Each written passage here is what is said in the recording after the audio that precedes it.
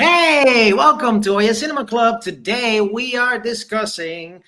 It was mentioned by a lot of people that we discussed Barbie. I mean, we actually put it into vote, and that's what happened. Part of the Women Empowerment Month finale, I guess, because we're already finishing that category.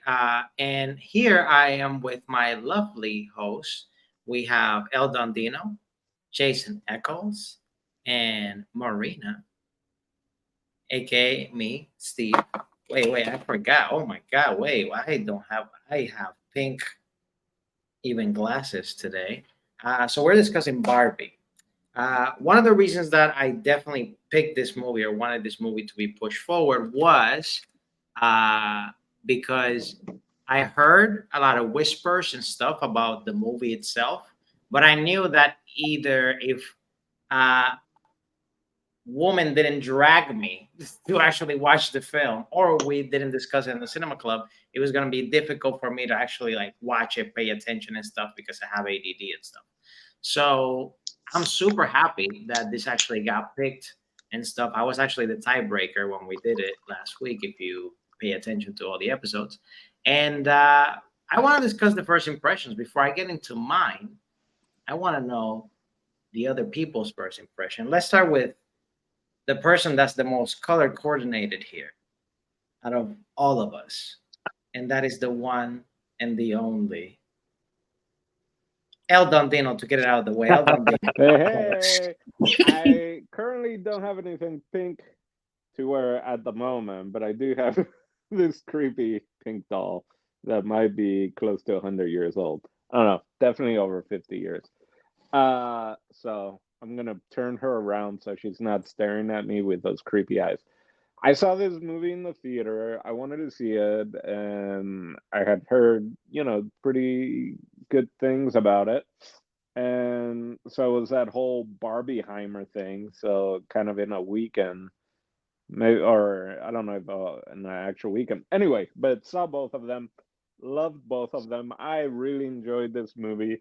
When I saw it in the theaters, it was like packed, and we even had a couple beers in the theater. It was great. It was great. It was such a fun moment.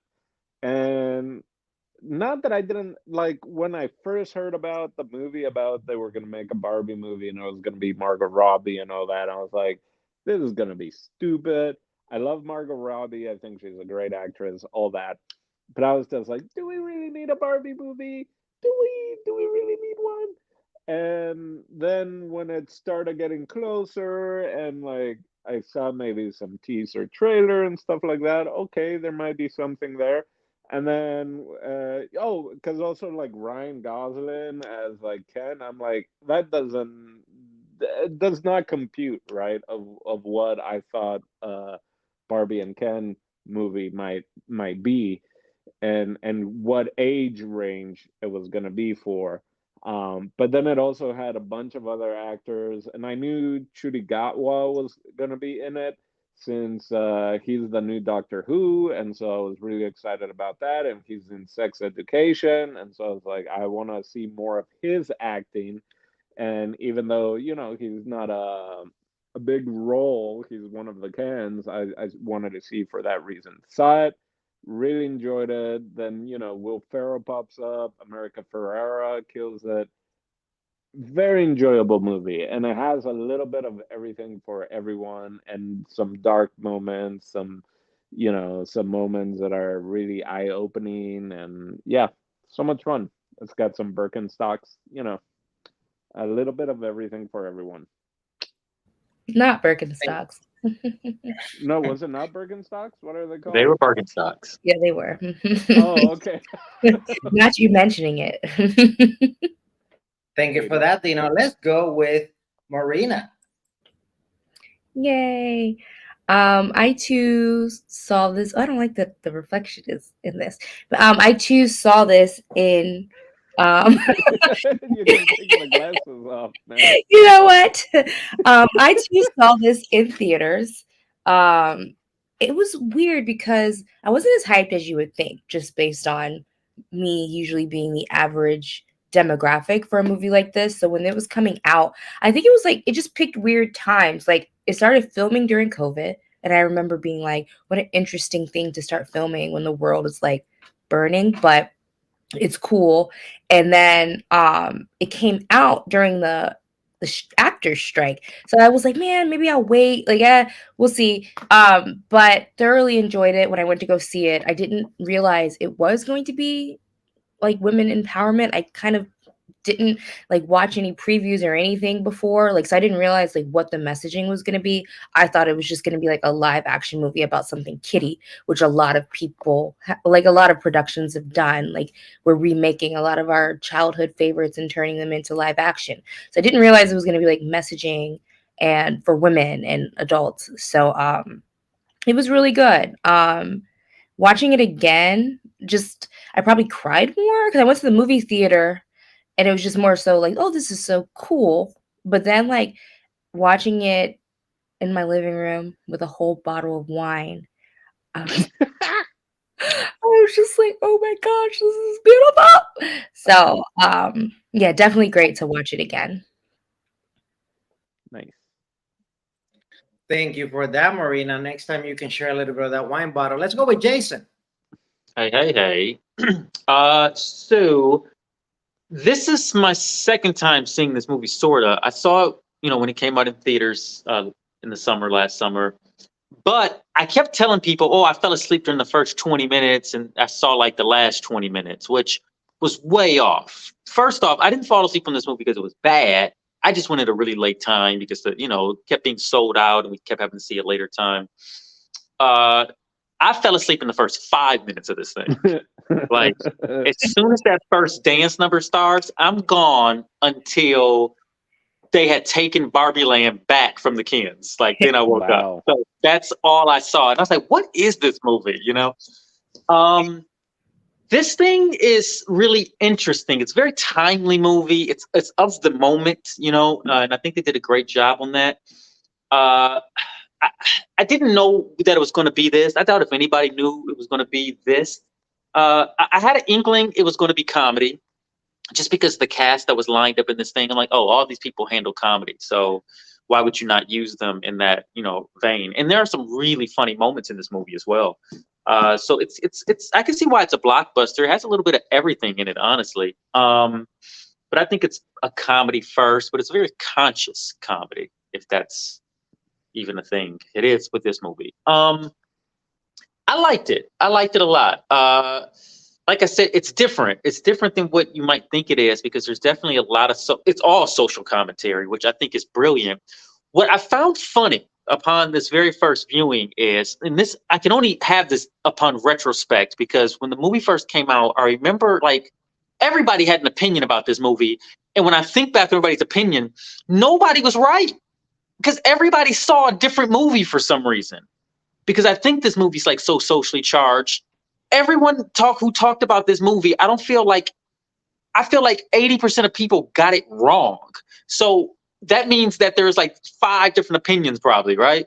I don't know. The one that was the most troubling to me, and like the most like the hardest for a therapist to analyze, would be the right-wing perspective on this thing. Because I just remember like right-wing podcasts and radio shows and cable shows at that time, they kept like dogging this movie out, saying that it was, I don't even remember what they were saying, to be honest with you. I just remember they had a really bad taste in their mouth about it.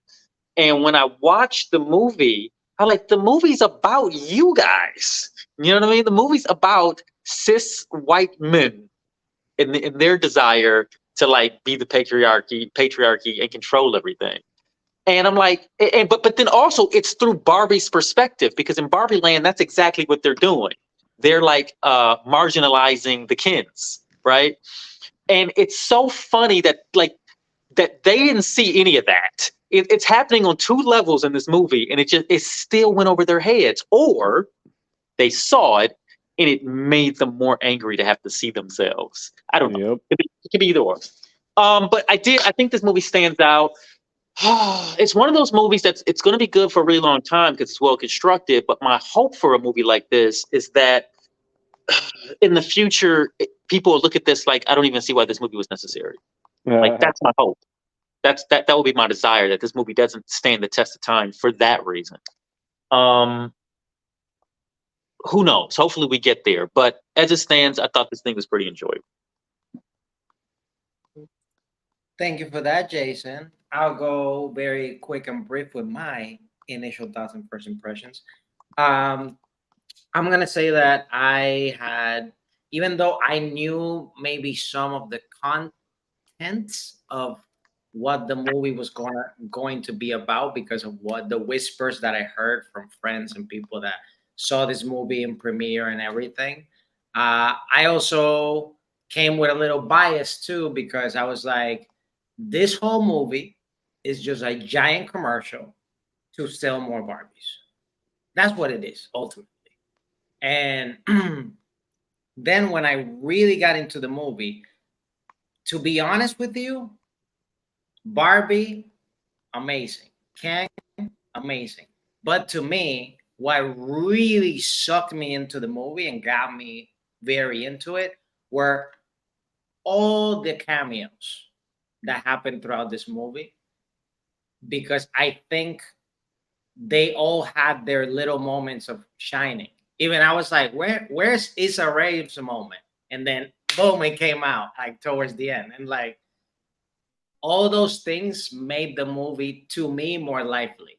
And the fact that it was a comedy, I could tell like there were definitely a lot of like comedy writers in this movie that like got into to punch up the script because a lot of the jokes were very fast. Like literally, if you didn't catch it, it's gone. And overall, I really like the template of this movie. In my opinion, is kind of like the Lego movie because even like Will Ferrell's sort of character mimics a little bit. In my opinion, no, like really has like that little type of template and stuff. In a way, I'm also glad that they kind of like just went like just go along for the ride because none of this makes sense. Yeah, you know? absurd. And also the fact that they picked Venice as the crossover point to go to Barbie Land, hilarious to me. So yeah, so overall, I think like it was a very enjoyable movie. I think a lot of people, are gonna really dig it if you haven't seen it yet. Like I'll definitely, I know we're not on final thoughts, but I'll definitely recommend for you to do a watch of it. I'm gonna run this one a little different.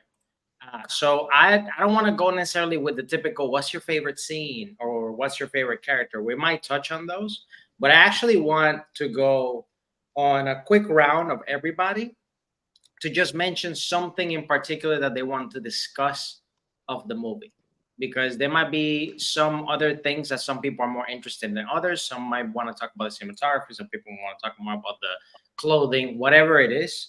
But me in particular, I'm going to start, and whoever wants to be next, I can say it, or you guys can go ahead. But essentially, I want to talk primarily. One thing that really caught my attention watching the film was that the majority, like, there's a very detailed look at like the music, the flow of the music that was in this movie. Because if you really pay attention, all throughout the whole Barbie Land stuff, literally all the artists that were playing were female artists. And that was something that like I also pay like a giant attention to.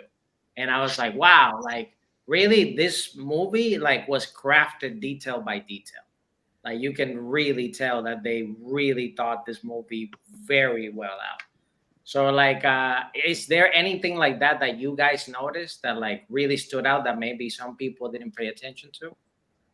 Well, the set, right? The set design and all that. Like the thing that came out during that time when I was coming out is ended up being a pink paint shortage because so much of it was practical, and they painted so much of that giant Barbie land and actually had it right as a studio.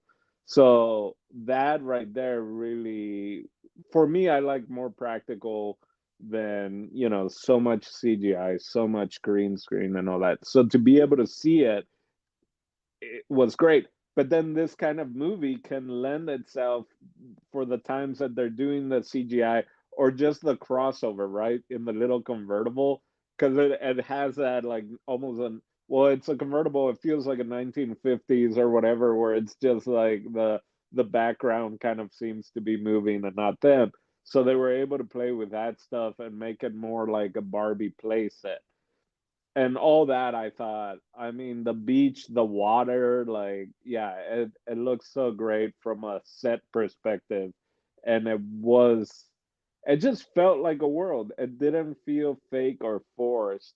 And then especially you go into the real world, and then the thing is like, is it going to translate back when they go back to it, or is at that point is it going to feel weird that it's so over the top of a Barbie playset? And no, I did great. I really enjoyed the Barbie world playset um, set. Cool. I gotta say that I did not notice that the 1950s Corvette, all those scenes are shot like 1950s films. Like that's incredible. I'm thinking back on it now, and yeah, like the moving background and everything kind of being stationary, and yeah, all that stuff shot like a 50s, any 50s movie that's come out. It's incredible. You're right. That's terrific insight. Terrific directing, honestly. Now you guys know I didn't notice that. Because that was not in black and white, Marina. Because I have not watched more than I can count on half a hand how many 1950s movies I've watched, and Jason picked them out probably. Yeah, I feel like this movie's been out for a bit, so a lot of like the hidden gems have been discussed too. Like it was kind of cool that like a lot of the characters are based on real Barbie dolls. Even ones that have like been discontinued or ones that have like a history. I believe like the pregnant Barbie doll was like discontinued immediately. Like the parents were like, no, take this off the shelf right now. So it was I cracked on that sugar daddy Barbie. They missed the HPV Barbie doll. oh yeah. I wonder why they left that one out. No, The Sugar Daddy Barbie doll is incredible on so many levels. Because whoever did it know what they were doing. Like it's a Sugar Daddy Barbie doll, but the dog's name is Sugar. But what's funny too is like just imagining marketing in like those early years of Barbie, like just like people pitching ideas because you didn't expect it to be so hot because Barbie dolls look like Dinos like dolls look like Dino's the one Dino had for a while. So to like switch it up and make a doll like sensual almost and like and for it to be a hit because in a world full of conservative thoughts have ruled, especially in this country, for a very long time. And so for it to become a hit, and then now there's an expectation to have a new one and a new one. So yeah, they probably were really like winging it back then, trying to come up with new ideas to release to the public. But yeah, that was pretty cool. President Barbie and Mermaid. To piggyback off of what you just said, it just put a new thought in my head. Everything before Barbie basically seemed to be like baby dolls. Yep. So it's like it was training girls to just like be a mom or don't think about that baby right now. So when the baby comes, you're in baby mode. Like, I don't know, like what the programming is, like how it works for kids. But I mean, if all your toys are baby dolls, it does something to you. Yeah. Opposed to now you have basically an action figure and you can make the action figure go on any adventure you want it to go on. Right. But then it's like you gotta be a certain figure and you gotta be, like it went there's from that like, stuff for sure. Yeah. There's definitely that stuff in there, but it still changes the dynamic regardless. I remember, I don't know if they still do, but I remember, I mean, by this point already Barbie dolls, but it's like Barbie dolls and then the baby dolls that you were talking about that was originally, and it's like, oh, baby needs to get changed. And like, oh, like you, I guess it had a place to put water or it had something even kind of like Play-Doh-esque where it like dirties the diaper, and you get like that's the Barbie that, or that's the doll that they give girls to play with, is just I remember wild. my cousin had that baby doll, and I remember watching her play with it, and I was like, "How does that work?" So I changed the baby's diaper, and it just changes the color or whatever, Yeah, like yeah, like yeah. PP or something, and the diaper is made of a material that once it gets wet, it turns into a color, right? Like a spot. Um, but I remember thinking, even as a child, and she's a little younger than me, I remember playing with that thing like, girls' toys suck. I mean, like, that's an awful toy. A toy that's like a job, like a Yeah. responsibility. Like, boys had tanks and action figures and, like, things that swing from one thing to another. Like, stuff was happening with our toys. They give girls a responsibility. Yeah, What no, if this? it definitely feels like a training mechanism. Like, we'll let you guys play, but you need to practice feeding and changing and things like that.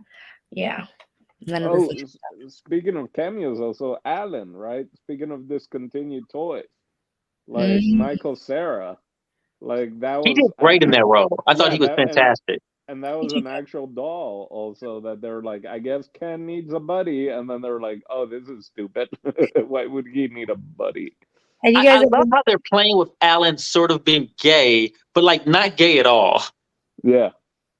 Like like Alan loved everything that Barbie did as well. But when the Kens took over, he like, this ain't it. Like, this is not the way. And he became an ally. Alan was like Ken's best friend, became an ally for Barbie. whatever. What is that even saying? What does that mean? I Yeah, mean, this time around too, like, first time around, I kind of feel like I didn't really think too much of him. Like, it was cool, he Mhm. was helping out and stuff, but it was just like him being funny. The way he talks has always been pretty funny on its Yeah. own. But yeah, this time around, I do wonder if there was messaging to his role, like, or any role when it comes to oppression, like someone who can have the privilege deciding to be an ally for the underdog or Mhm. be an ally for the person that isn't strong in the moment, like, is really essential. So it's really good writing to just like be like, oh wow, let's take this doll that nobody probably even remembers, myself included. I was like, who the heck was Alan? Like, when they showed that it was real, I was like, oh dang, I didn't have one of those. I remember the kid dolls before I remember an Alan. Like, yeah, can't even rack my Maybe brain. the messaging was some of your allies are going to have to be men. Yeah, that could be it and too. they gotta be named Alan. Listen, One, Alan was fighting for them women. Alan got out of that car and started fighting the construction workers. And he didn't have to. one of the EPs was like, not all men are bad. I'm kidding. We need one representation of that. The one good man. No, really though, I think that's probably accurate. You do need at least one good man in the movie, because then if it doesn't, what is that saying? And also, like, there are men that are allies. There just has to Well, be. I'm glad Jason brought up earlier about like the cis white men and all that, and how they were seeing it, and I guess the Ben Shapiro's of the world and stuff like that. And when I got out, and after I saw Oppenheimer, I was like, oh, they're almost identical movies. They're movies about what happens when white cis men get too much power. Like, they destroy the world. Like, both movies are Barbieheimer, the same message. Just That's one funny bomb, and true. It's a good insight. one bomb or one Mojo Dojo Casa House at a time. Yeah, There you go. just ruin it. I would have loved to see Oppenheimer. I mean, that would have been great if you have Killian Murphy do a freaking I'm just Ken type of. I mean, they did it in SNL with David.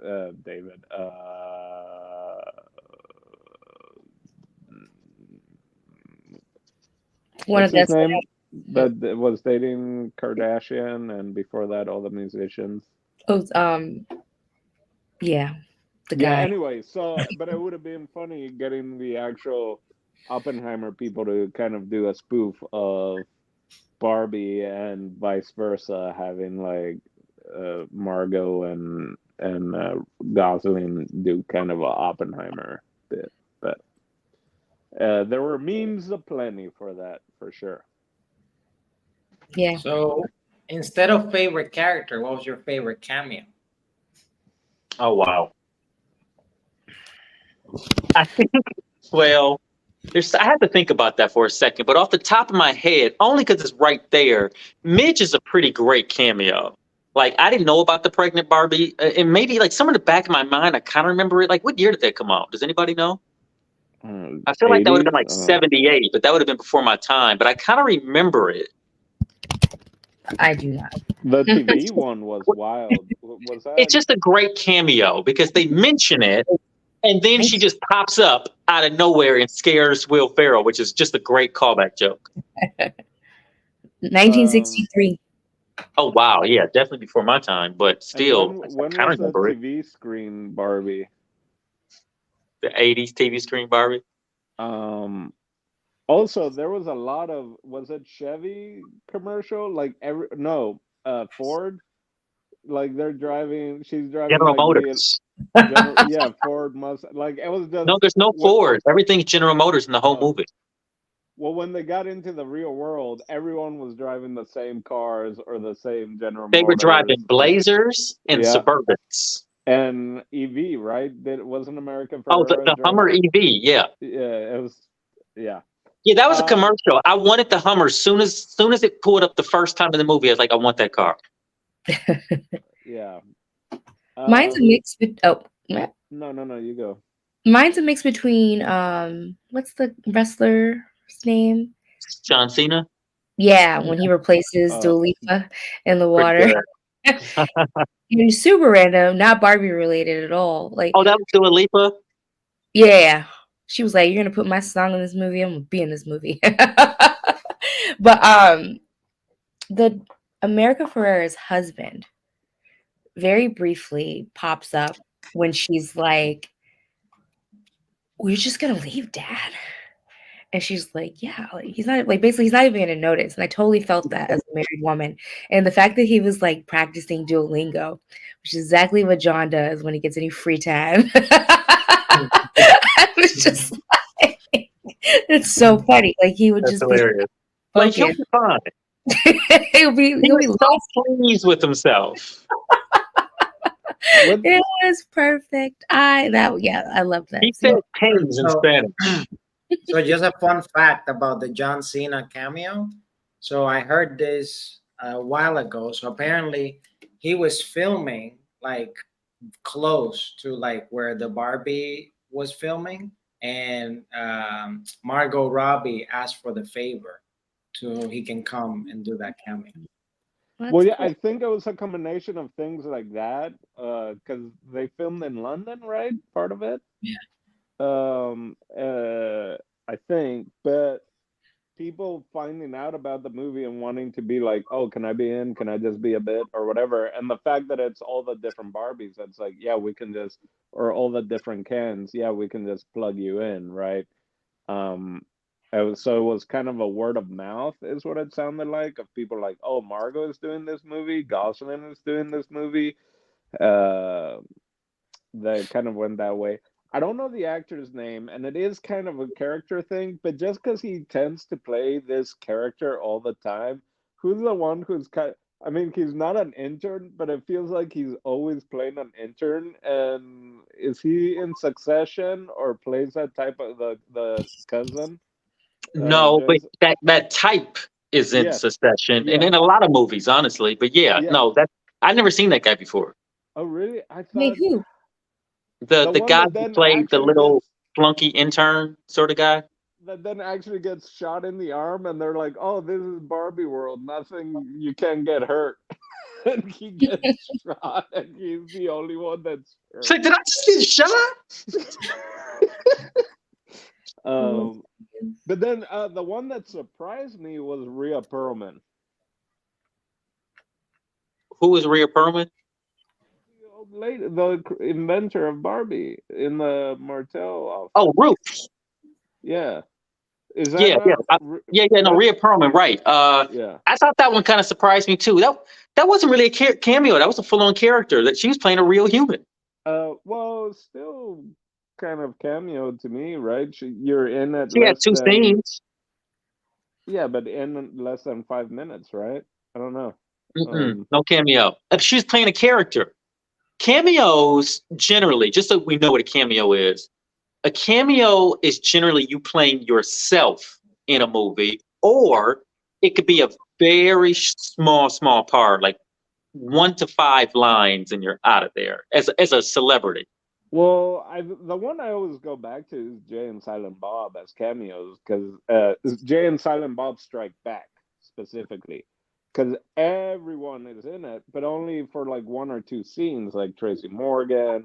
I mean, Will Ferrell has more of a bigger role, but then you have Vanderbeek and anyway. Point being, I see it as both. Like if it's a very short, just like in and out type of thing maybe you don't have a last name or but yeah anyway she surprised me just being in it I guess but Yeah, I guess for me too, aside from the technicality and the definition, is if you're not one of the main characters, Yeah. like is to me, it's like, oh, it's cool to see you.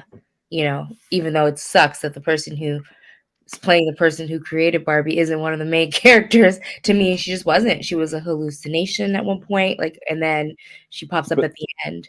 and I think that was part of the point right that you know We forget about things like that.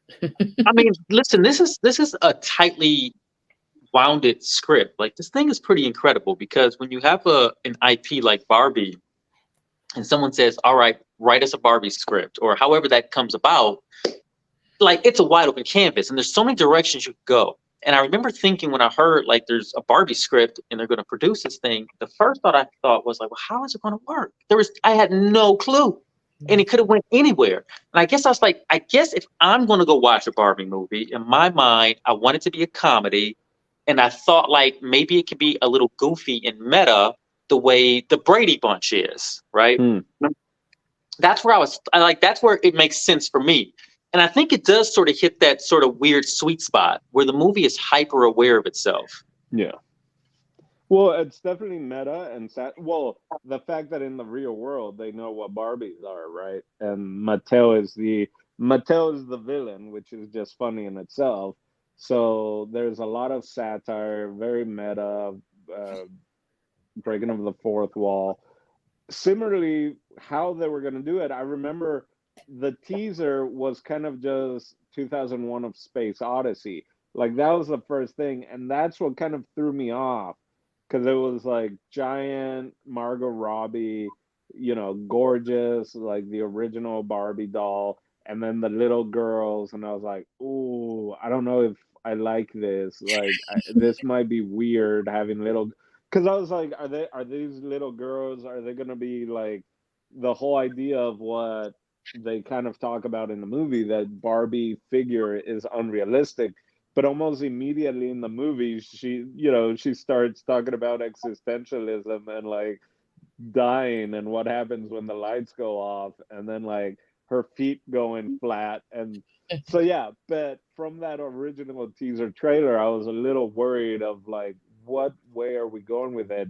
I know the 2001 Space Odyssey spoof of it, of picking up the bone and all that kind of stuff, but I wasn't sure, and I know they hit it out of the park. I can't keep saying good things about it because it's just fun and it's got really really good dance numbers and songs.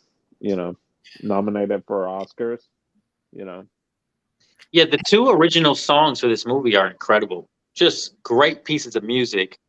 And also the morning intro songs. Like if you're listening to the lyrics, like they're pretty funny. Yeah. Like if you guys didn't pay attention to the lyrics for how her morning started, whoever was singing that bit, it's funny. It's exactly what's happening. I think wasn't that Megan Thee Stallion Lizzo, right? or It's Lizzo? probably Lizzo. I remember thinking this is a black woman singing these songs. It's Lizzo, I'm pretty sure. Yeah. So one, didn't see the teaser, never seen Space Odyssey, so I was kind of like, what's this movie going to be when that intro first started? And I thought the movie was going to be literally, I think I said it before, like a teeny bop. I thought it was going to be based on like the toys, so like it was just going to be about Barbie and Barbie World, like having a fantastic time. Like I didn't think it was going to be anything about like real issues and stuff. So it was really refreshing for me on that note. Are we still doing a thing where we pick what we want to talk about? Because I want to talk about something. You talk about whatever you Yeah. want. No. We're done with that. You gotta one woman. You can wait. No. Go ahead, Marina. No, remember he was like, he saw him do this to that girl. He was like practicing. He was like, Oh, no, this is what I want to do. So fortunately, unfortunately, I don't know what the word is. This is a predominantly male panel for this movie. So there was a quote. I think before I saw the movie, I was like, what the heck is happening? So again, I thought this was going to be Kitty. And then I saw a quote that Shakira saw with her sons. And she said, my sons absolutely hated it. They felt that it was emasculating. And I agree to a certain extent. As a man watching this movie, were there ever any moments where you felt that pride and you're just like, not all men do this? Or do you feel like it was well done to get the point across of what women go through, but like not emasculating? So just because I had just mentioned that about it being kind of like Oppenheimer and white cis man, and I mentioned that who I went with, and they were very upset. So white cis men, that it was like, oh, we always get like, I'm like, dude, A, I kind of said it as a joke, but B, it's like, kind of, maybe, could be, maybe. Let's not take ourselves too seriously because they got a point and make some strong, so yeah, I a never hit did. dog will holler. I never felt that way watching it. I thought it was great. I totally got the message, or at least I hope so. Yeah, so that's just me. And yeah, I love America Ferrera, and when she's talking about that, that was a little twist, right? Because we thought that it was the daughter, and then it was actually America Ferrera. So yeah, I didn't feel that way personally, but I know other bros did. Listen, I'm going to tell you, yes and no, but in neither a bad way. I do feel like a hit dog will holler, and I do feel like this would emasculate a certain type of man, for sure, 100%. Not me, actually, because I'm of the mindset like I understand a minority perspective or an underpowered or underprivileged group. Like I get it, so it's like I can easily empathize. So it's like even if you need to get beat up for an hour and 40 minutes, you know what I mean? Take your lumps, man. Take your lumps because other people breathe it. So it's like, okay, I get that. I will say the moment they did that for me, and I wasn't mad about it. The moment they did that for me is when all the guys are explaining to the women like something that they're passionate about, and they're like, "Oh yeah, The Godfather." Like if you just, or yeah, like the Porsche 698 motor. Like when that scene is happening, I started cracking up because like I've done that. I've been that Yeah, guy, I mean that's and straight I'm out of sure the women hate it. meme. That's straight out of the meme. That lip blonde kid that's got his hand wrapped around the girl, and it's always like, Yes. "Hey, so this, like I was like, yeah, we've all been there." It's like, let me. Oh, The Sopranos. Let me tell you about Tony Soprano, and yeah. But there's like two levels to it, right? There's two layers. Like one, I also believe it's guys just genuinely talking about something that they learned about, that they're passionate about, and that they're dying to tell someone. And then there's also the second aspect of men want to seem like an expert at something to women because in our mind that's attractive. I don't know if it is attractive, but in our mind I think it is, at least subconsciously or like bio predominantly or something like bio um uh whatever, like Well, primordial, like it's it it's in can be our it's in our power. DNA, I think. Yeah, it can be power. It can also be like a structure. Let me tell you something you don't know, right? I'm smarter than you. So again, not That's what I saying think the women are thinking. Like, I'm trying to prove to you I'm smarter than you. Do you guys want to hear my opinion, or Yes. I can wait? I can wait. So I think like it's all a domino effect, right? I think ego is a huge thing, especially like in our generation, not even just like man to woman. Like we feel special when we feel like we are um experienced or knowledgeable about a subject. And it's just one of those things. I think like in dating or getting to know the person that you want to date, you want to impress them, I guess. I just somewhere along the lines, I just really feel like like some of the conversations have just gotten played out. You know what I mean? Like a woman can be fit and a man will walk up to her in the gym and tell her how to do her squat. And it's just it's almost like impulse. It's almost like human nature. Like we're going through this weird time where the world isn't ready for women to be knowledgeable about things. So it's just like I feel like it's a shift. But yeah, there's nothing wrong with talking about the things that you like and love.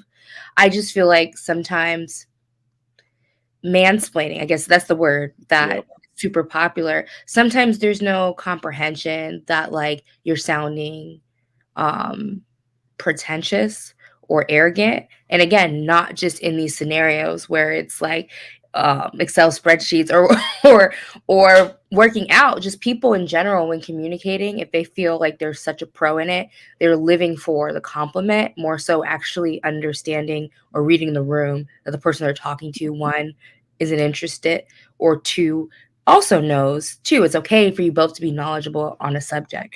So yeah, obviously it's a dramatization, but it's happened. Like I've been in situations where I realized like being a damsel in distress would get me further just because someone's ego would push them to do the work. They'll just be so proud of themselves, and it's like, oh, cool, I didn't want to do that anyway, so let me just pretend like I know. Like it's interesting. Well, It is Jules, interesting. the give and take, right? So that's where the toxic part of it, of mansplaining, right, comes, where it just becomes of like, I'm just gonna keep telling you things and not allow you to share, right? That's Mhm. at least kind of how I see it, is like not being open to then also you man be able to learn something, or be like, yeah, let me hear about, something that you are passionate about, right? So yeah, there were so many great points in the movie, and that dealt with that kind of idea also, of just like, yeah, sometimes we just need to shut up and listen, right? um Now, talking about egos, what about transport yourself, especially the fellas? And of course, Marina, I want to hear your opinion too. But like, Thank you. transport yourselves to the scene where the Barbies deliver the final blows to the Kens, aka when they do that switcheroo, and they're like, "Oh, I'm gonna go talk to that Ken," and then the Kens get mad. I'm like, a very older version of me will be so mad, like, like a very old school version. Like you spend all this time. younger, it's like older, but the Past, young past, you, so Yeah, old yeah, Well, the younger. past, not I'm you interested. as What an older man. what about that would have made old Steve mad? Just because I was also in that mentality of like being very possessive. He was peacocking, and all of a sudden Like his I was, peacocking I was wasn't like enough. that. I was like that with my sisters. Like when my sisters like were going out on like dates and stuff, I would go like, "Hey, who are you? Who are you?" And be like that protective younger Well, brother. that might be a little bit different, of like, Yeah, I yeah, it's a feel little like a different, but sister, than if you're interested in someone and you think that you have their attention, and then they turn around and go to someone else. Especially, my thing with that would be, especially if I knew that guy was like a douchebag, or that's where, for I mean, that's, at least in my mind, That's I'm interesting. always like, It's really? interesting to hear what people think are happening in that scene, especially Matt. Like Steve is taking it as like someone being possessive because of immaturity. Dino's taking it as someone being annoyed that they're getting ignored and Yeah. going to someone that is a douche too. Well, I don't know if the douche was in the movie, Or but that's just how annoyed. I'm Yeah. reading it. Yeah. What about you, Jason? What do you take that scene as? So I guess I'm just taking it as the Barbies explained it. They explained how they were going to manipulate the men. Yeah. So like first we're going to play with their emotions, and when they're at peak emotion, when they think this girl's really into me and I'm doing something really special, and at the crescendo of the song, that like at the best part of the song, walk away. Yeah. Walk away. Yeah. And go talk to the dude that you know he doesn't like for real. And they all did it. All the women did it. And they're just like, they're all butt hurt and ego hurt. So I just saw it as like they're being manipulated. Maybe that's what some men didn't like. Maybe they're like, that happened to me before or something. I don't know.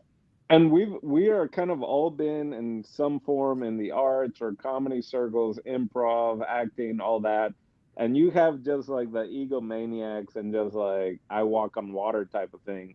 And sure enough, I know I have at times when it's just so high up and they're just talking, and leave them right at their peak, right at the whatever, and you can see their soul kind of leave their like, wait, what? I was conducting a sermon right here, and you, how dare you walk away from me? And it's like, I ain't got time for this, man. Like, you need to. That happened to me in Hollywood Boulevard with many Scientologists. But so we've like, yeah, that transcends the kind of female male roles. But I get there's so many ways. Going back to the white cis man and Jason talking about being minorities, diverse, and we all are to a certain extent. But that's where, To the full as extent. Huh? I said to the full extent. We're all my Yeah. I mean, yeah, Latino, everything, right? yeah. But the empathy and where as human beings we should be able to find something that can connect us to a fellow, human being, and that's what's lacking in these like smaller kind of echo chambers of people, that it's like you do realize we have other things that can connect us and that we can agree on, instead of your like ego getting in the way, right? Because we've all at one point have dealt with insecurities or dealt with like hardships. So we should all be able to like follow and be like, oh yeah, I totally feel what Barbie's going through. Like I don't need to, I don't have to have gone to a OBGYN and be able to like know about my rights for my reproductive whatever, to be able to like somehow associate it in other times when I've been, in a somewhat, again, not similar in that sense, but that I can connect and be like, oh, I understand the struggle, and to a certain extent, not identical, but I can understand that and feel for the that struggle and the hardship. I think one thing that's lacking in human nature, and we all got to work on it, all got to be conscious of it. It's very hard for people to relate to things that they have never been through or understand. Like something that can seem that it's so apparent is to somebody else, it doesn't mean anything to them. So yeah, I get that underdogs will always understand underdogs, even if it's not the same scenario. But I just wish it was easier for people who aren't in that situation to be able to be like, wow, that's messed up. We got to do better. But more than likely, the people that don't understand the Barbie movie are just the people that don't want to. Like Yeah.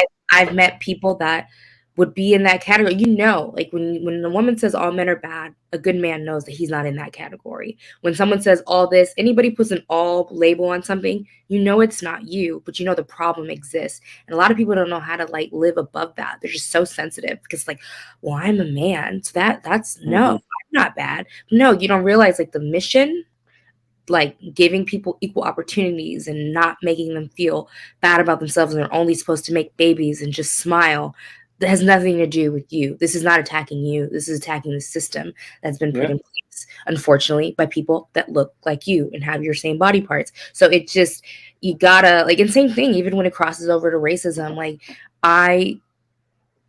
when people say like, oh, white people are bad, like a white person that is aware of what is happening in this world, they're going to be like, yeah, they are. And they know it's not about them, but they know that they can support this. They're supporting the cause because the cause is bigger than a personal attack, not personally attacking Yeah. an individual. You're attacking a system that has been oppressing. So, yeah. So I feel bad if anybody feels like this movie ruffled their feathers, but Agree. And kind of adding to that, and what I was saying earlier also is, what I don't get is all these like actors, comedian, artists that have pretty much. I mean, I guess if you're a nepo baby or whatever, maybe you had it easy.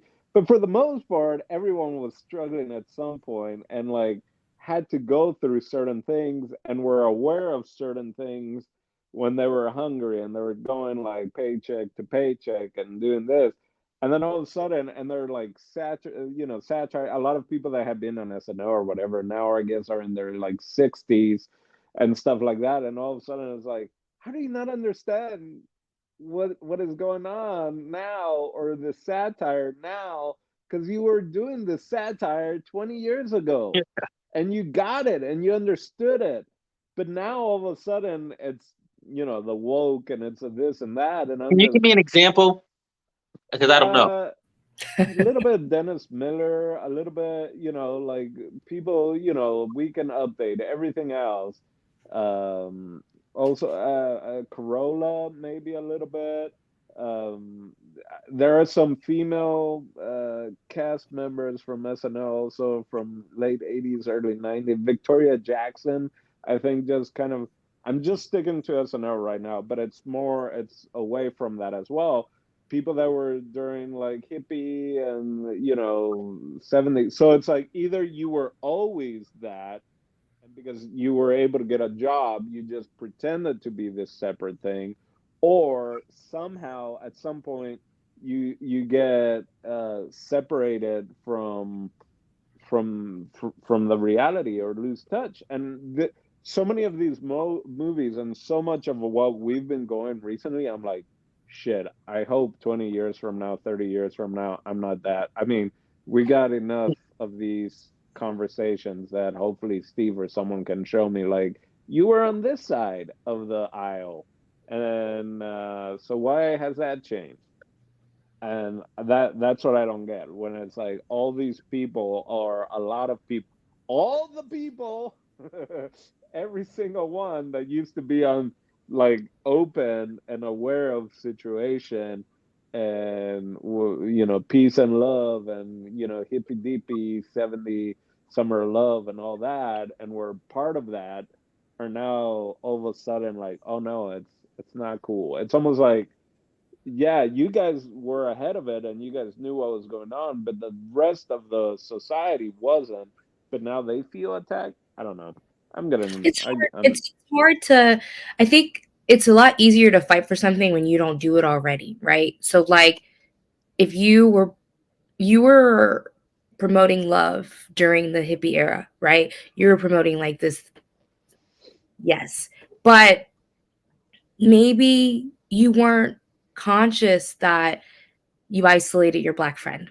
Like, maybe you weren't conscious that you were doing certain things like this. And now we're in a time where you're held accountable for not being diverse. You're held accountable for kind of like low key not including others. So now you feel like you're being controlled. So I think, like, as time goes on, like, the underdog has gotten more and more of a right to like say this hurts me. And unfortunately, people that even thought that they were like preaching love don't realize that they were kind of a little problematic too. Like, and they just didn't notice it until now it's in their face. And now, so I understand why people struggle with change. You hear it all the time, like, man, we've gotten so sensitive, man, we've gotten so this, we've gotten so that. But in reality, like, if it gets on your nerves to be more conscious that you may be hurting another person, like, your problem, yeah, that's an issue too. But I get what you're saying. You can go on and on about it, but it does feel like, yeah, the people that even probably felt like I've never been racist. Like when we microscope something Yeah. new that hurts people, oh, now I'm triggered because, man, maybe I did do that. Maybe I wasn't so conscious. I appreciate people that can evolve with the times and that can realize that we've been doing things wrong for a long time in the name of power and in the name of so let's just progress. Like I don't want us to feel like we can't joke. Like I love comedy and things like that, but yeah, it's been wrong for a while. That's why a lot of people are getting in trouble now and things are coming out. It's because we've been doing like this modern day human thing for not a very long time with all this technology and stuff. So I feel like it's going to get like really microscopic until it balances out. So we'll see. Well, the big thing now, right, is just the word, fucking woke. I can't fucking stand it. And the idea of like, oh, female leads in Star Wars, female leads in this, black leads in this. What about us? And it's like, what about you? Like Yeah. every 90% of every other medium, of every other movie, TV show, everything has been men, mainly white men. So like all of a sudden it's like, why should it matter? Like Yeah. everyone has a go at it. Like I'm empathetic to growing pains, but it is a pet peeve of mine if someone tells me that it's hard to be a white man right now, like, and tries to tell me, especially like in acting, that like this is the time I really need to go for it because they're picking yous right now. They're like, you're the it. And it's like, I hear it all the time. Jason's face the last like 20 seconds has been absolutely If, priceless. if I just had a Just nickel, like you'd it's have like still, 75 cents. it's not taking away from anything. Like the issue is like, oh, like it's a growing pain. And again, I'm empathetic because if you've been doing something your whole life and you've been a good person, you help the old lady cross the street and you never being mean to anybody, you kind of feel like you're being attacked, right? I get the growing pain element, but it's like, but just like diversity isn't like the diversity, like regulations in companies and in whatever, it isn't like, it's not an attack on you. It's because if that wasn't there, no one would do it. So we've had to get this strict, but the people don't see that. They're just like, oh no, this diversity thing, it's a sham and it's bringing me down. There's not as many roles. There's so many roles still. We just had to get it's more roles than ever, in fact. It's more than ever in the history of civilization, in fact, right? Yeah, Because there's I more mean, networks producing more stuff than ever. So to literally be there's more than ever. But the fact that someone else has any makes you very uncomfortable. yeah. yeah. And I'm getting to a point, like the first like 10 years of change. I sat back and I let people say whatever they want, but I'm just like, shut up. You didn't get that role because you suck. Not Well, because you're not a woman, not because well, you're not diverse enough. Like You're you, not good enough. and so and and the other thing is like sometimes it's not even like creators or whatever wanting to be like, we're going with a diverse like woman or like a minority black or whatever. It's just like, oh, this person cast America Ferrera talked about, she was in Superstore, right? She mhm, talked and she talked about how great that was. It was like one of the her first, if not the first role she got, that she auditioned for a character that didn't say specifically looking for Hispanic. I don't know if yeah, the character was named Amy or whatever. She's like, every time I would go in, I would be called in for like Hispanic girl this, Latina this, blah blah blah. And that was one of the ones that she went in, and it was just looking for, female character.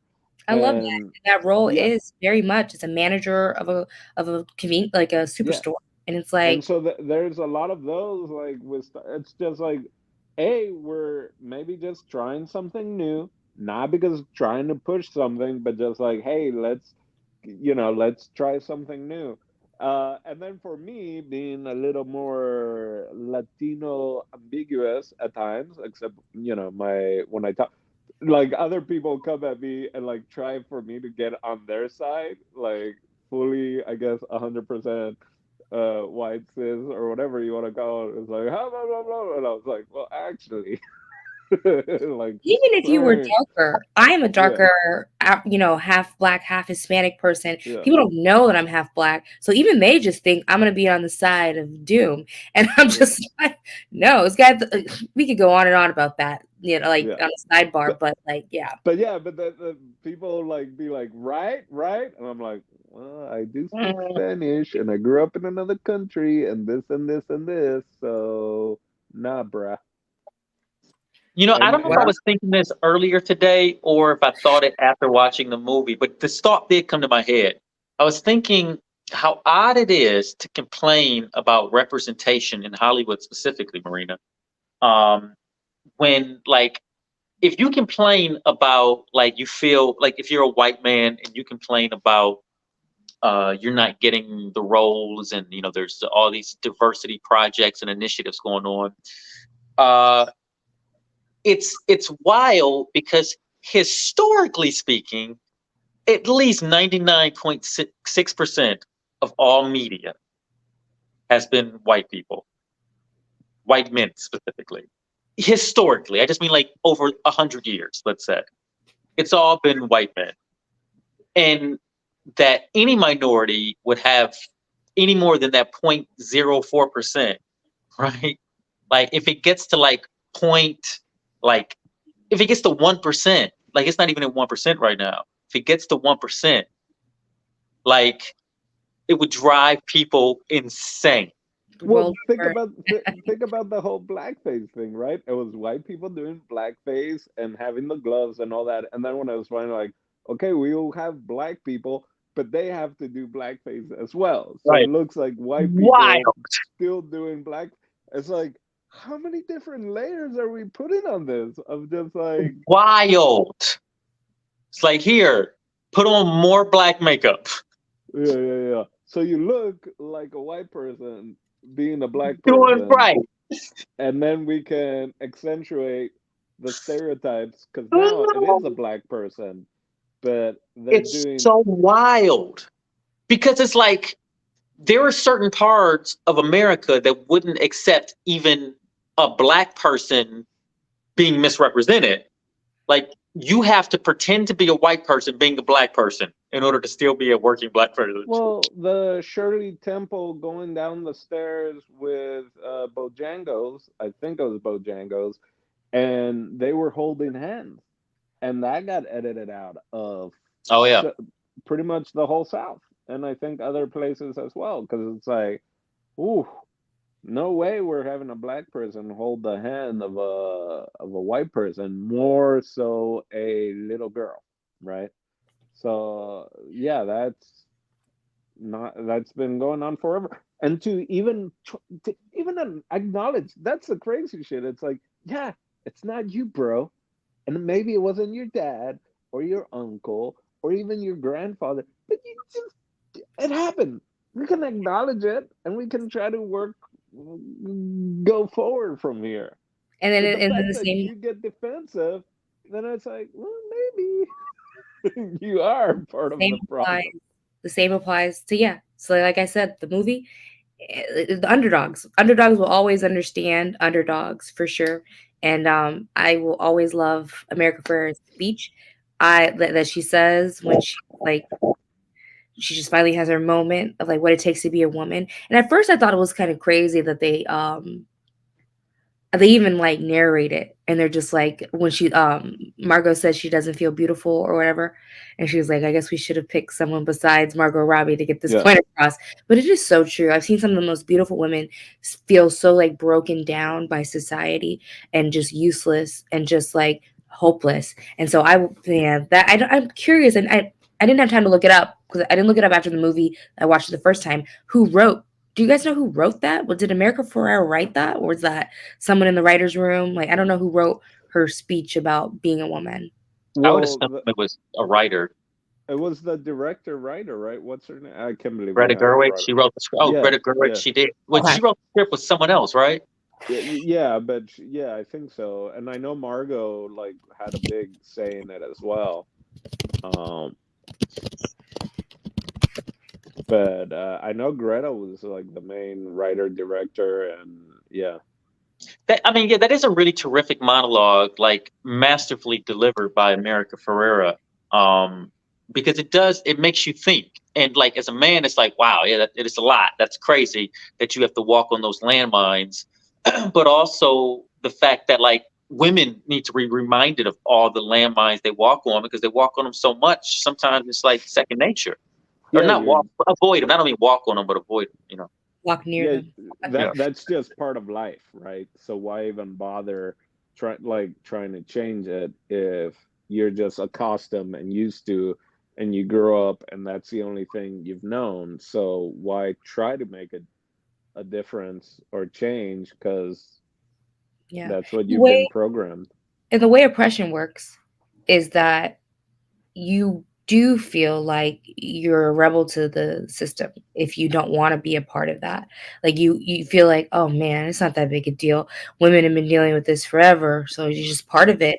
And that's what makes in any oppressive situation, it makes people almost support the problem. Like you hear women judging women and things like it's just like I think the little girl in the car was like, women hate women and men hate women. Let's just agree on that. And it's true. Like part of the problem is like, if you can't beat them, a lot of people join them, kind of thing. So I think it's a powerful script and monologue, and I'm glad it's heard around the world almost, because you probably just sat back and you're like, dang, it's not just me going through this, it's everybody going through this. So maybe let's just be a little bit kinder to each other, whether it's a woman being kinder to a woman or a man being kind to a woman, just knowing like that internal struggle. Yeah. Yep. I mean, there's a reason why this movie grossed $1 billion at the box office. I'll go ahead and try to pull up exact estimates, but I mean, obviously, the thing Interesting. is crazy profitable. Yeah, while you're looking at that, interesting that the person who picked the movie has barely talked about the movie. Well, we've been talking Kind of Hey, like if hey, they listen, don't because want. just like a little plastic doll from a lot of failures, like Alan, came about and became a shining star, like Lady Gaga or Margot Robbie in this case. It opened a Pandora's box that got translated all over the world for people to have these extensive conversations like we had today. And just because of that, we do not have more time to cover more things, but we can jump to a brief final thoughts. And All I right, want to start with the person looking for the information, which is Jason. So the Barbie grossed $1.4 billion at the global box office. But here's the stat that most impresses me about the numbers. Barbie cost $145 million to produce, which it's a lot of money, but the return on it is incredible. But the budget to promote the movie was an additional $150 million. So altogether, before Barbie ever made a dime, it cost $295 million. There's a reason why I think, promoted how much money the movie made, and usually you never get the advertising budget like on the front page of Google, like the first search it comes up. That's wild. Like usually they hide that number, the promotion budget. But it being at 150, that's a lot. It's a lot when that costs more than the actual movie. But it paid off because this thing, netted, a hundred over $1 billion for the vendors and the studios and the actors and production. So it's incredible. Congratulations, Barbie. Okay, final thought. I really like this thing. I stand by it.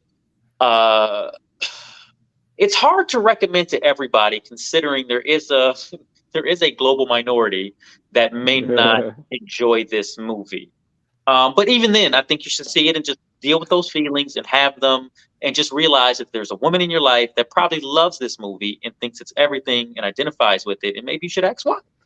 Um, I would recommend this to just about everyone, I think, with that caveat. I would watch this again But honestly, if I did watch it again, the thing I would be looking most forward to are the dance song numbers. Like the Ken number is fantastic, and then like like in the one in the beginning, all the dance singing song stuff is great to me in this movie, and it's old Hollywood style on like practical sets. So I really enjoyed that. That will be the reason that I rewatch this thing, I think. But all the performance is great. Yeah, Thank you for and the that, direction. Jason. Thank you for that, Jason. Let's go, Marina. Yay. So final thoughts. I enjoyed it even watching it again. I don't know if I ever thought I was going to watch it again after the theater. It's a great movie. But it was just one of those things like the point gets across, but I did enjoy watching it again. I don't know who didn't watch it. $1 billion in sales. Is there anyone left to recommend this to? I feel like my recommendations haven't been born yet. Right. Once little girls are born, like you should watch this movie. If I ever am in a situation with like young adults that, especially women, that need to feel like they're going through something, or like, yeah, you should watch the Barbie movie. And I'd watch it again if it like came on TV. It's definitely one of those films that you could just sit back and relax at home and watch again. I truly enjoyed reviewing it with three gentlemen that don't want to go build a mojo dojo casa house. So I appreciated that, and I hope that a lot of men have watched this movie and thought more like, wow, never thought about that like that, more so than like, wow, they're trying to take all of our balls and our brewskis. So I just hope, yeah, I hope a lot of people got the messaging around the world about this one. That's terrific. Thank you so much, Marina. Let's go with myself. No, I'm talking. Dino, let's go with you. I do like horses and riding horses. I haven't gotten on a horse in a while, but the neighbors have horses in the field. Um, Horses are just men extenders. yeah, I do. Do you're practicing your finger to like tell a girl to 1 second, I'm talking? Un minuto, por favor. Interesting, Jason, with that number. Also, first off, I feel like maybe it's out there as a way of also saying like, hey, if you have a female-driven movie, directed, written, produced, starring, if you put the money in also advertising and promoting it, look at what you can get back, Mm, right? I yeah. don't know if maybe that's me thinking on a different level because I'm not just a man, but I can think past that, You're a or muppet at of a man. least that's what I'm hoping, that it's like, hey, not only all this talk about women films or minority films, they don't make money. It's not the case. Like even the Bad Boys movie that just came out did ridiculous because of the African American and Latino community. Not as clearly, not as much as African American that went to go watch the movie, but then Latino were the biggest viewers. That being said, I would recommend this to movie. Again, it just depends. I guess who I'm talking to, but it is one of those like before. I don't know how to say it. To somebody, if you are the one who would say, "Have you seen The Godfather" or a Scarface or any of that kind of stuff, then maybe you should watch this movie because it's funny and it's a good time. So I also thought when I came out of the movie, out of the theaters, I thought it was like had probably the best final scene and the final line. Well, the OBGYN, I can't think of it right now, but I was just like, that might be the best last line of a movie to blackout. I can't remember the actual quote of it, but I was just like, that won the best final line in a movie for me. But I can't remember it right now because I've had a beer or two. So anyway, that's my final thought, or three. Thank you so much, Dino. Let's go with you, Steve. Thank you so much. So let's go. My final thoughts. Keep it brief and simple. I gotta give an honorable mention to one of my favorite scenes that honestly was an overall really good scene, but it's the scene that when they're in the real world, that they're at the bus station. Mhm. Uh, both like when she's having that moment with that old lady, "You're so beautiful," it's such a genuine and powerful moment. But also, definitely when Ryan Gosling is leaving and his neck is just looking at Barbie like the whole time, like Megan Secure, I Yeah. laugh so hard. There are so many moments that are incredible. Again, America Ferrara absolutely killed it. I think the dynamic overall of the America Ferrara like family was amazing, from the daughter to her and her husband. I thought it was absolutely amazing. Um, Also, I'm glad because the entire movie, I'm like, okay, it's a race here, but like, sure, she's the president, but like, when's her moment? And when she came out with like, get like, I don't remember what she said, but she said like, get the fuck out of here or something. I'm the fucking president. I don't know. She cursed or said something, and it was absolutely hilarious. And I'm just glad, like everybody, it seemed like everybody had their little moment of shining in this movie. And overall, yeah, if you just completely suspend your disbelief of trying to keep up of like, you know, just like what's real, what's fake, crossing all that stuff. Just literally just suspend your disbelief and go on a ride.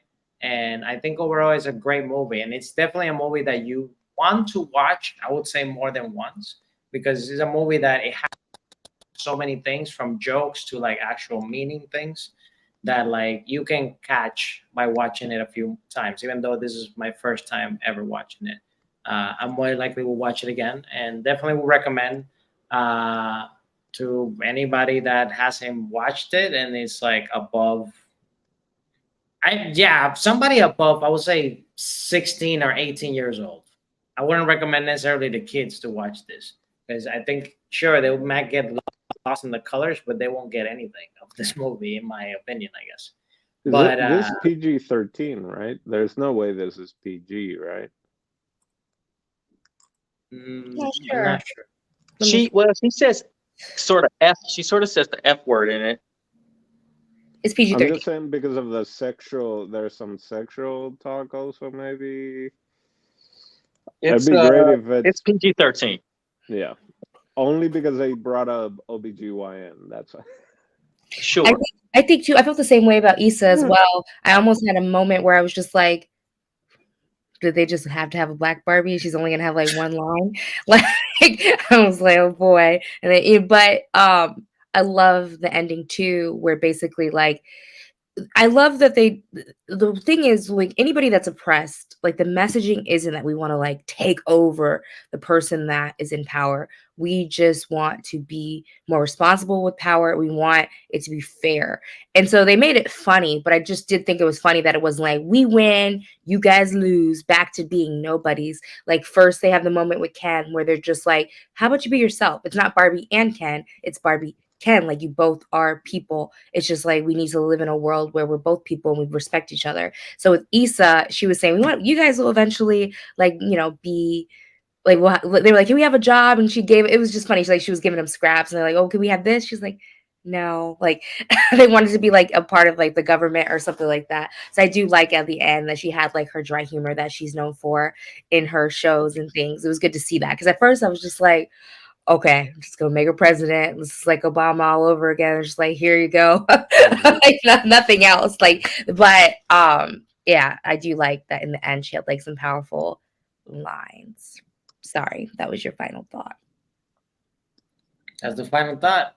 So, Jason, do you have a question for me? I actually do, and that's Steve. What do you got for us next week? Next week, well, I believe we concluded already the roundabouts of the March Madness category extravaganza. Really? I don't I think remember so. picking. That's Oh, why you didn't pick? Then guess what, Dino? It's your turn. What? Well, I sent you something. Did you get it? Because I wasn't Yeah. sure if Yeah, it yeah, was. yeah. No, I got it. It's a lot of What we games got? going on here, Marina. Well, I wasn't sure. I was like, man, I feel like I've been here every week for a while now, and I was like, my turn hasn't happened. and I'm like researching for like movies kind of made in Africa and women. And not gonna lie, I did do a search of like, because not only did I want to do like African movie, but like also female lead. And this is what I came up with in my search. Steve, roll it. King is King of coming. Boys. King of Boys. I don't know much except for a little bit of the synopsis, but I stopped reading because I had got my attention because it said it's like The Godfather. No, I'm kidding. I'm kidding. I'm kidding. But, What's it about? yeah, but the thing that I looked at and the filmmaker and stuff like that, I saw a little bit about it and I was like, this is interesting and it looks different and I want to check it out. So I know nothing There more you about go. it than a quick search. The King is coming. We're gonna watch The King of Boys next week. So for El Dondino, Jason Echoes, Marina, and me, Steve Des TV. We'll catch you next week. Bye-bye. Bye. Bye.